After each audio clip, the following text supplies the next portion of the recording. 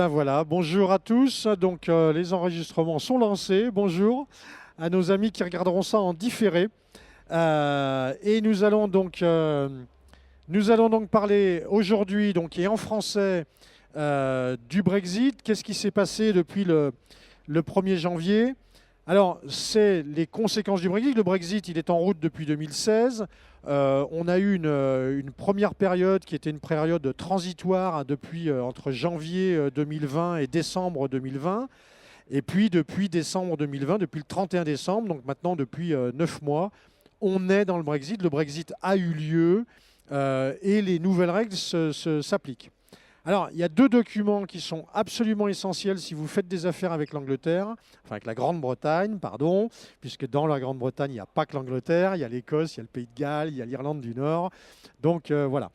Si vous faites des affaires avec les Britanniques ou si les Britanniques font des affaires avec vous, ce qui revient au même, il y a deux documents qui sont essentiels. C'est l'accord de retrait qui avait été signé au mois de novembre donc 2019, qui a établi les premières règles, notamment pour la période de transition, mais un petit peu après également. Et puis surtout, il y a l'accord commercial, le Trade and Cooperation Agreement, alors en français, l'accord commercial et de coopération qui a été signé à Noël entre Boris Johnson et les représentants de l'Union. Donc c'est ce document qui détermine aujourd'hui les relations entre le Royaume-Uni et l'Union européenne. Alors, il y a deux aspects dans ce document, il y a deux aspects clés. C'est les échanges de marchandises et l'autre aspect, c'est les échanges de services. Alors, on va les traiter différemment parce que il y a des accords, enfin, il y a un accord qui est très clair pour les échanges de marchandises. Pour les échanges de services, c'est le néant, ou quasi. Boris s'est beaucoup réjoui des accords sur les... Alors, on va commencer par les marchandises. Pour les marchandises, alors d'abord, c'est un impact qui est très important. L'Union envoyait en 2019, l'Union européenne envoyait 13% de ses marchandises en Grande-Bretagne, et les Grands-Bretons, si je peux les appeler ainsi, envoyaient 50% de leurs marchandises dans l'Union. Ce qui veut dire que les changements de donne sont assez impactants. En fait, il y avait des règles. L'Union européenne avait un certain nombre de règles qui faisaient que les biens pouvaient circuler de façon libre, sans taxe particulière, sans taxe douanière. Ces règles, évidemment, les règles européennes aujourd'hui ne s'appliquent plus à la Grande-Bretagne. En revanche, l'accord qui a été signé a en quelque sorte réintégré les règles européennes dans l'accord. Ce qui fait que quand la Grande-Bretagne nous dit on peut toujours échanger sans respecter les règles européennes, légalement c'est vrai. Mais en réalité, ils doivent toujours respecter les règles qui ne sont plus des règles européennes, mais qui sont des règles définies par l'accord commercial qui a été signé. Alors, en particulier, le zéro taxe est conditionné à l'origine des biens, c'est-à-dire que si vous importez des biens depuis la Grande-Bretagne et que ces biens sont manufacturés, par exemple, en Chine et non pas donc une origine britannique, eh bien, en fonction du pourcentage ou du poids de matériel étranger, entre guillemets, eh bien, la taxe va effectivement s'imposer.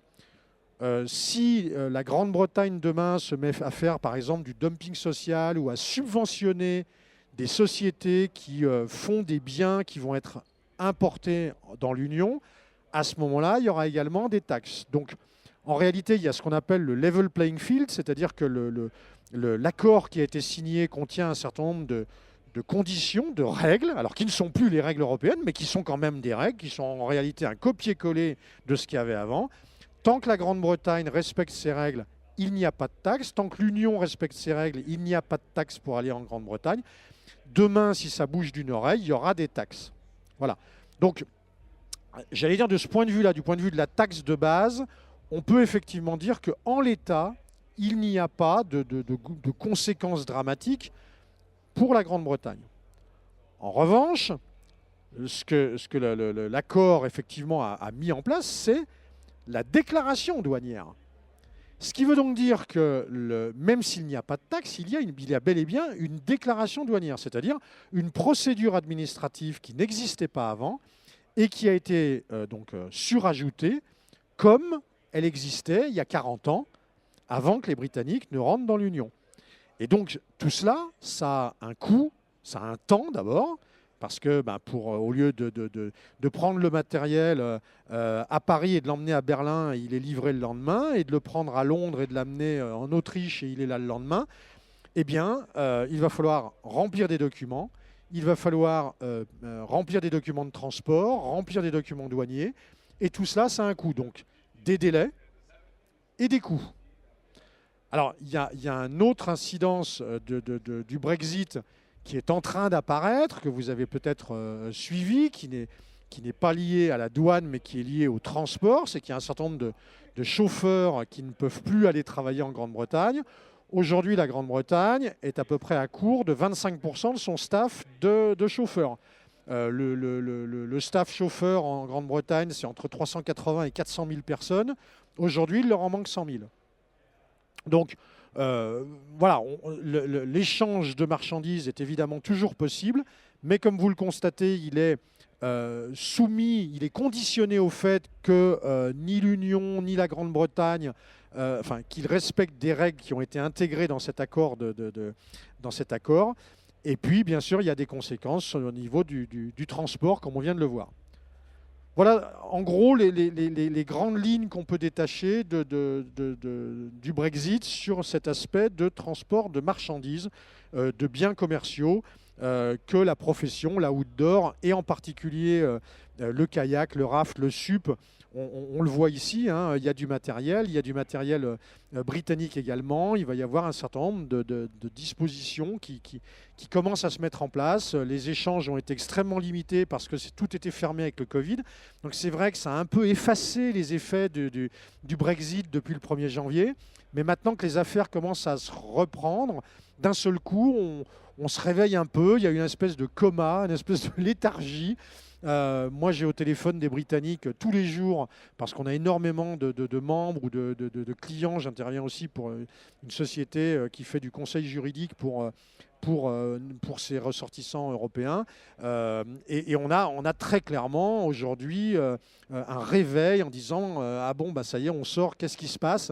Voilà, donc si vous faites des affaires avec la Grande-Bretagne, attention, délai, un certain nombre de coûts supplémentaires. Alors, encore une fois, si vous importez 1000 kayaks d'un seul coup, la charge douanière va être relativement faible, hein, puisqu'il n'y a pas de taxe. Donc, faire des papiers, que ce soit pour un listing de 2 kayaks ou de 1000 kayaks, bon. En revanche, si vous importez des kayaks une fois à la fois, eh ben, chaque fois, il faut refaire les papiers. Et donc, l'incidence de cette paperasse douanière est beaucoup plus importante si vous importez un kayak à la fois, et ça peut représenter un pourcentage, voire la marge. Je citais ce matin l'exemple d'une société qui fait pas des kayaks, c'est une société britannique qui fait du matériel de fencing, je ne sais pas comment on dit en français, les épées, les fleurets, les casques pour les escrimeurs, enfin du matériel d'escrime, et qui exporte dans toute l'Europe, mais qui exporte des paniers moyens à 300 €. Quand vous mettez une paperasse qui vous coûte 50 €, qui vous coûte 15%, alors que vos paniers moyens c'est 300, vous bouffez votre marge. Donc les malheureux, il va falloir qu'ils arrêtent d'exporter en Union. S'ils en exportent 1 million, forcément, bon.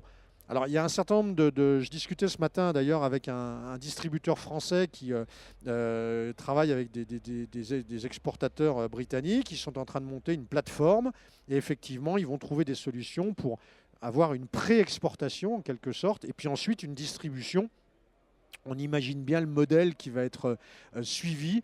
Mais c'est une question, c'est un bouleversement dans les relations commerciales que vous pouvez avoir avec la Grande-Bretagne et il faut s'y préparer, il faut être au fait de cette situation. Alors il y a un deuxième élément qui est particulièrement intéressant, qui est surtout traité par cet accord commercial, c'est la livraison des prestations de services.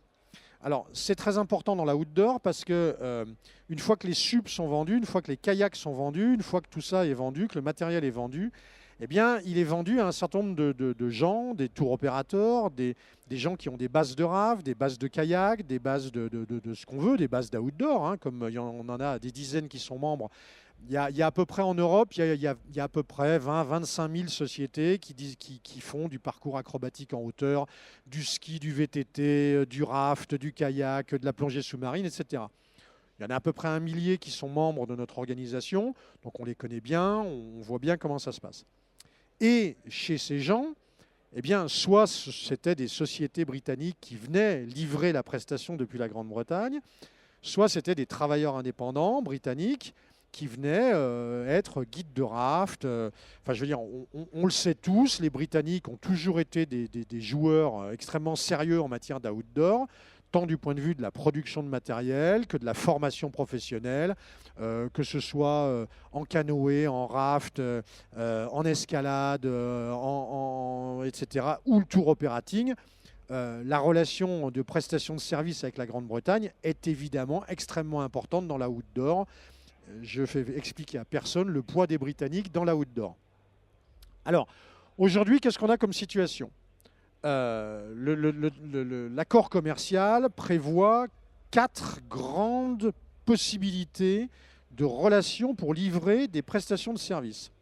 Alors, il y en a 2 qui sont vues du côté britannique et il y en a 2 qui sont vues du côté de l'Union. Alors, si je me mets du côté britannique, j'ai 2 possibilités. Je suis une entreprise commerciale, je veux envoyer mes salariés livrer une prestation.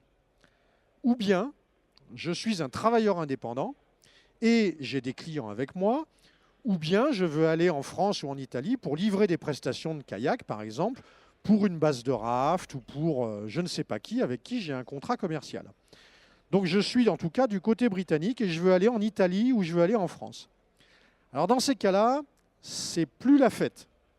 C'est-à-dire que, alors là, on traite de la partie permis de travail, parce que tout à l'heure, je vous parlerai de la partie reconnaissance des qualifications. Parce que vous savez très bien que pour travailler dans les pays qui réglementent les activités d'outdoor, il y a ces 2 facettes. Il y a le droit au travail et puis il y a la reconnaissance des qualifications. Alors pour le droit au travail, je suis donc ici en Grande-Bretagne, je veux aller en Italie ou en France. Si j'envoie des salariés, grosso modo, il va falloir, pour faire simple, les conditions aujourd'hui qui ont été déterminées, par la volonté d'ailleurs au départ des Britanniques, c'est d'avoir des qualifications élevées. Donc les conditions en tant que salarié d'une boîte, c'est que je sois salarié de cette boîte depuis 1 an, au moins. Alors vous imaginez tout de suite chez les tour opérateurs qui est salarié depuis 1 an, les chalet girls, les guides de raft, évidemment qui ne sont pas salariés à l'année, donc ça devient très compliqué. Il faut que j'ai 3 ans d'expérience professionnelle, il faut que j'ai un diplôme universitaire ou équivalent. Ça fait beaucoup de conditions. Ça n'est pas infaisable, mais on se rend compte que ça fait beaucoup de conditions. Si je suis travailleur indépendant, il n'y a plus de question d'1 an puisque je ne suis salarié de personne. En revanche, mon expérience professionnelle doit être de 6 ans. Alors quand on sait qu'on travaille dans nos métiers d'outdoor, on travaille en saison. Je vous laisse de 3 mois ou de 4 mois. L'été, l'hiver, c'est des saisons de 3-4 mois, hein, on le sait tous. 6 ans d'expérience professionnelle, ça veut dire que j'ai 12 saisons dans les pattes. Donc si j'ai été qualifié à 20 ans, avant d'avoir 32 ans, je ne peux pas trop espérer travailler en Europe. C'est donc très compliqué. Alors, d'une façon ou d'une autre, on voit bien que ça va être un peu plus compliqué que ça ne l'était avant. Maintenant, si je me mets du point de vue de l'Union, c'est-à-dire que je suis une entreprise commerciale en Italie, ou en France ou en Allemagne, bien évidemment, et je veux aller salarier un moniteur, un Britannique qui fait du kayak, qui fait du raft ou qui fait je ne sais pas quoi. Alors, c'est un petit peu moins conditionné. Et alors, pourquoi ? Parce que, d'un point de vue politique, quand les Britanniques veulent venir travailler en Europe, c'est vu par le politique européen comme une concurrence qui vient faire la concurrence aux Européens. En revanche, quand je suis une société européenne et que je veux embaucher des Britanniques, c'est vu par le politique comme une situation où j'ai un développement économique et j'ai besoin d'un salarié britannique pour me développer économiquement. Donc vous voyez que les 2 entrées ne sont pas perçues politiquement de la même façon et ne sont pas traitées de la même façon par l'accord commercial et par les politiques. Et donc, si je suis une société italienne, par exemple, et que je veux des salariés britanniques, les conditions vont être un petit peu plus souples que si je viens de l'Angleterre. Quoi qu'il en soit, et même si elles sont un petit peu plus souples, il va falloir que je dépose, en France par exemple, une demande de permis de travail en tant que société. Alors, l'idéal, c'est la société de travail temporaire, parce que c'est encore plus considéré par le gouvernement comme une assistance à un développement économique national et non pas comme une concurrence. Ce que je veux dire, c'est que si vous avez des relations, donc vous le voyez, les deux aspects sont assez différents. Il y a donc ces 4 solutions, hein, la société britannique qui envoie un salarié, le travailleur indépendant qui vient en Europe, la société française qui veut embaucher un salarié britannique ou l'agence de travail temporaire qui veut l'embaucher pour le placer dans une société. Je favoriserais plutôt la situation de salariés français, enfin de structures françaises qui embauchent un Britannique. Ce sera plus facile, à mon sens, dans ce sens-là, que dans le sens, c'est le Britannique qui vient de son propre chef. Et si vous avez la possibilité, surtout au départ, d'utiliser une agence de travail temporaire, je vous recommande aussi cette solution qui est plus favorable dans le traité, dans l'accord, qui est expressément annoncé, qui est expressément traité. Je vous recommande d'utiliser cette solution. En tout état de cause, il va falloir, même depuis la France, il va falloir faire poster l'offre d'emploi auprès de Pôle emploi pendant 3 semaines, 4 semaines. Il va falloir faire un dossier au ministère de l'Intérieur. Il va falloir obtenir de la directe une autorisation de travail qui est extrêmement contraignante puisque une fois qu'on a l'autorisation de travail, il faut respecter le salaire qu'on avait prévu, la date d'embauche qu'on avait prévue, le lieu de travail qu'on avait prévu. Enfin, je veux dire, c'est pas super souple. C'est pas super souple. Donc, encore une fois, l'embauche de Britanniques reste possible, mais vous le voyez, selon les options que vous prenez, dans des conditions qui sont plus ou moins faciles, plus ou moins agréables. Donc là encore, il va falloir s'y prendre bien à l'avance. Moi, je ne vous cache pas qu'on a beaucoup de clients qui nous ont contactés, des tours opérateurs, etc. Il y en a un certain nombre, on leur a dit le premier hiver ou le premier été, puisque vous le savez, dans la outdoor, on raisonne en hiver ou en été. Enfin, en gros, si vous pouvez prendre des Hollandais, ben voilà, quoi. Parce que nous, on a fait des tests avec la Directe, avec le ministère de l'Intérieur. Enfin, on a fait des tests, voilà, on a obtenu des résultats. Par exemple, on a fait des tests avec des accompagnateurs moyenne montagne, on est en train de faire des tests avec des kayakistes, on est en train de faire des tests avec des moniteurs de ski. Ben, voilà, le test, il a pris 3 mois.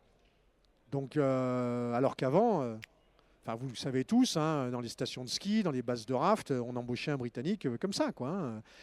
Donc voilà, soyez vigilants et ne sous-estimez pas le temps de paperasse, les 3 mois, enfin...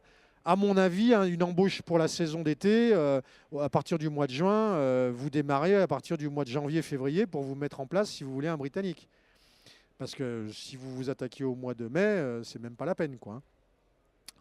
Voilà ce qu'on peut dire sur cet aspect du permis de travail.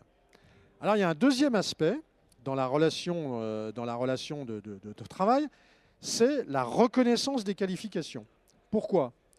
Eh bien parce qu'en Europe, il y a un certain nombre d'États membres qui réglementent la profession d'animateur, de moniteur, comme on veut l'appeler, d'outdoor. Alors il y a des pays qui réglementent pas ou peu. Par exemple, ma grand-mère pourrait très bien être monitrice de surf au Portugal ou monitrice de ski en Belgique sur une piste artificielle. En revanche, encadrer du kayak en France ou en Italie, c'est plus du tout la même chose. C'est-à-dire que ce sont des professions réglementées. Et donc, pour pouvoir travailler, il faut que la qualification soit reconnue par l'autorité compétente. Alors, auparavant, j'ai posé la question. Alors, là, j'ai posé la question à Maître Planès, avec qui on travaille régulièrement, qui aujourd'hui doit gérer 70 ou 80 affaires au tribunal administratif sur la reconnaissance des qualifications et qui est donc un spécialiste qui nous dira 2 mots de la nouvelle procédure. Bon. Jusqu'à présent, comment ça se passait ? il y avait deux procédures, la libre prestation de service et le libre établissement. Donc si je voulais venir en tant que Britannique ou en tant qu'Allemand travailler en France pour une saison, et puis rentrer chez moi derrière, c'était la libre prestation de service. Je faisais une déclaration et en principe, il y avait une reconnaissance. S'il n'y avait pas de reconnaissance, c'était à l'État membre d'accueil de prouver que ma qualification n'était pas suffisamment bonne. Et puis, il y avait le libre établissement. Là, c'est si je voulais venir en France, m'établir comme guide de raft ou moniteur de kayak. Eh bien, c'était une procédure un petit peu différente où je devais me déclarer. Et là, c'était si je voulais venir habiter en France, payer mes impôts en France, envoyer mes enfants à l'école en France. Enfin bon. Donc voilà, il y a ces deux procédures qui sont prévues par la directive. La directive 2005-36, qui a été modifiée en 2013 et qui s'applique dans toute l'Europe depuis le 18 janvier 2016. Donc il y avait ces deux procédures. Soit je viens un petit coup avec des clients ou pour une structure locale, et puis je rentre chez moi et je paye mes impôts chez moi. Soit je viens m'établir. Alors bien évidemment, cette directive, elle ne s'applique plus aux Britanniques. Les Britanniques, c'est terminé. Ils ne sont plus citoyens de l'UE. Alors non seulement, et ça c'est assez, il faut bien le garder en mémoire, non seulement cette directive ne s'applique plus aux Britanniques, mais elle ne s'applique plus aux Européens qui ont une qualification britannique. Parce que la condition pour que la directive s'applique à vous, c'est que votre nationalité soit de l'Union, mais que votre diplôme soit de l'Union. Alors, on est interrogé par exemple par des Britanniques qui nous disent « Ah, mais on a pris la nationalité irlandaise ». Bah ouais, sauf que ça ne change rien. Parce que toi, tu es devenu irlandais, mais ta qualif, elle est toujours britannique. Donc, la directive ne s'applique pas à toi. Ah oui, mais ça va être possible. Ben si, ça va être possible. Brexit is Brexit. Enfin, je veux dire, voilà, et c'est là qu'on a des réveils qui sont un petit peu tendus chez certains de nos amis britanniques, qui restent nos amis, hein, je veux dire, mais voilà, la situation a changé de façon assez dramatique. Alors, j'ai posé la question à Philippe Planès, tu vas pouvoir nous le présenter. J'ai posé la question à Philippe Planès pour lui dire, aujourd'hui, comment, à ton avis, ça va se passer? Qu'est-ce qui va se passer pour les Britanniques, puisque la directive ne s'applique plus? En ce qui concerne, par contre, les nouveaux entrants, ceux qui feraient des demandes aujourd'hui, eh ben, on est un peu dans le flou parce que, enfin, dans le flou, on n'est pas dans le flou. On va bien comprendre que les pays membres vont faire payer, soyons clairs, hein, ils vont faire payer aux Britanniques leur sortie de l'Union européenne, et donc ils vont tout faire pour leur mettre des bâtons dans les roues pour pouvoir exercer une activité en France. Ou, alors moi je parle de la France parce que c'est le pays que je connais, mais ne vous y trompez pas, quand vous irez en Allemagne, en Italie ou en Autriche, enfin où vous voulez faire vos activités de kayak, je pensais au pays qui avait un peu de montagne, vous verrez, ce sera très compliqué parce que le processus sera bien différent, il n'y aura aucune automaticité, vous n'avez aucun délai impératif de traitement de votre dossier.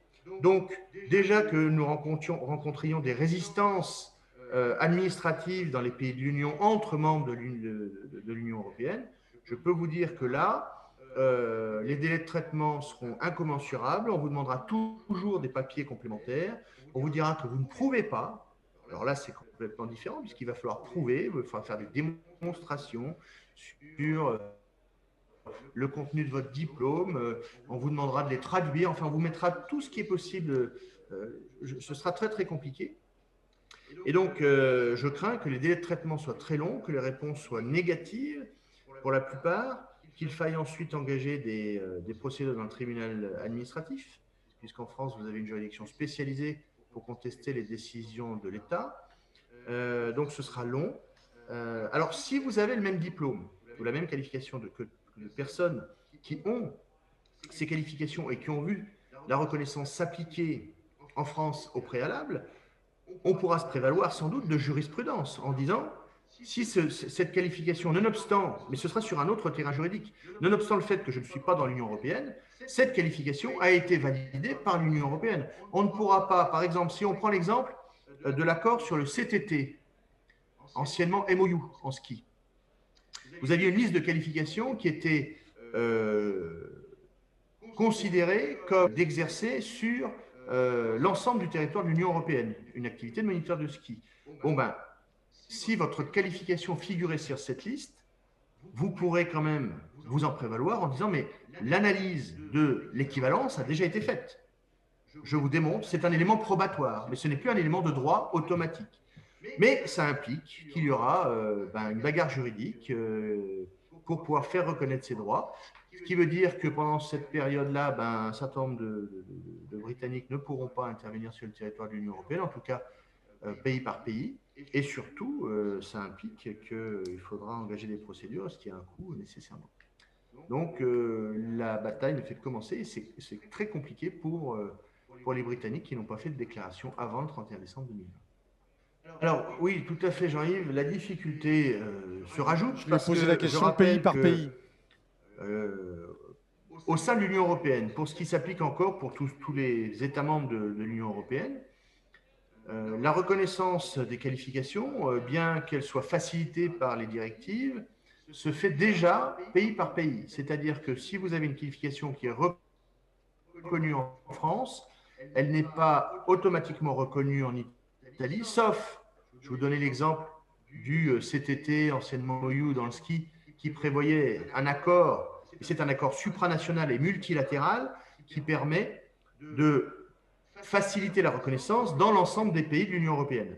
Mais déjà préalablement, quand vous ne bénéficiez pas de cet accord multilatéral, votre reconnaissance en France ne permettait pas automatiquement d'aller travailler en Italie ou en Autriche, par exemple. Donc, il fallait quand même recommencer une démarche de déclaration. Ah, donc vous le constatez, lorsque vous avez été reconnu par une administration membre de l'Union européenne, on voit bien que sur cet aspect de permis de travail, il y a déjà une... Mais ça, c'était avant. Ça va être un petit peu plus compliqué. En ce qui concerne sur l'aspect de la reconnaissance des qualifications, aujourd'hui, on voit bien que ça va être également assez compliqué. Et puis, il y a ce point qui souvent est oublié.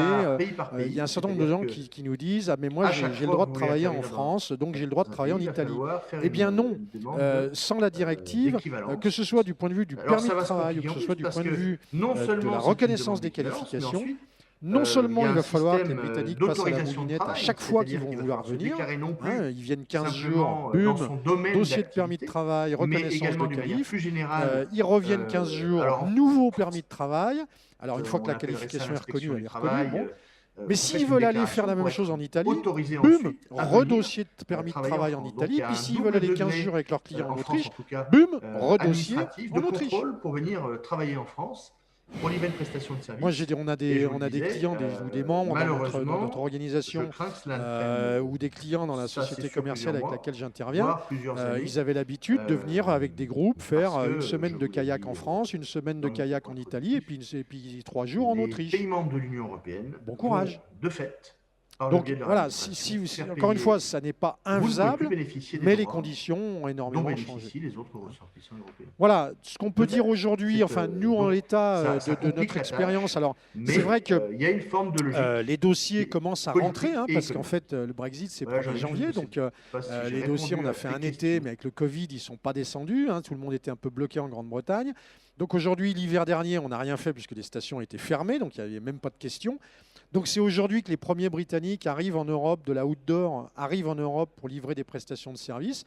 Je pense qu'il va y avoir des larmes cet hiver. L'été prochain, pour les activités d'été, kayak, RAV VTT, etc., je pense aussi que ça va... Enfin voilà, il faut rester très vigilant et ne pas sous-estimer les difficultés qu'il va y avoir pour eux pour venir travailler et bien étudier les possibilités si vous aviez l'habitude d'avoir du personnel qui était originaire de Grande-Bretagne.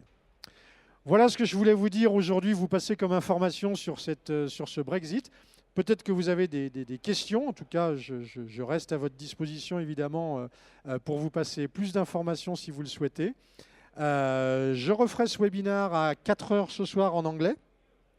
Et si vous avez des gens qui sont intéressés, mais qui ne parlent pas français, vous pouvez leur dire de venir nous rejoindre. On fera ça en anglais tout à l'heure. Et puis voilà, demain, on fait une conférence sur un peu l'avenir de l'outdoor, comment les professionnels voient l'avenir. Ça peut vous intéresser, ce sera à moitié en français, à moitié en anglais. On fait ça à 10 heures demain matin, donc je vous invite à venir nous rejoindre pour cette conférence demain.